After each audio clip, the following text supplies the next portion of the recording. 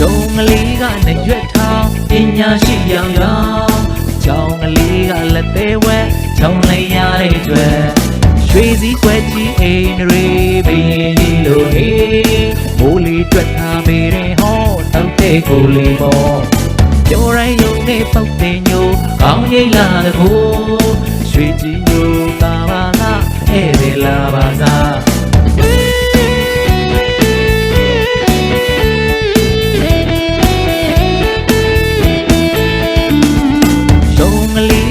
ရွက်ထောင်ပညာရှိရောင်ရောင်ကြောင်ကလေးကလက်သေးဝဲချောင်းလိုက်ရတဲ့အတွက်ရွှေစည်းကွက်ကြီးအိမ်တွေဘင်းကြီးလိုနေမိုးလေးတွက်ခါပေတဲ့ဟောတောက်တဲ့ကိုလေးပေါ်ပြောရိုင်းယုံနဲ့ပုတ်တဲ့ညိုပေါင်းရိပ်လာတဲ့ကိုရွှေကြီးညိုတာပါလားဧည့်သည်လာပါစား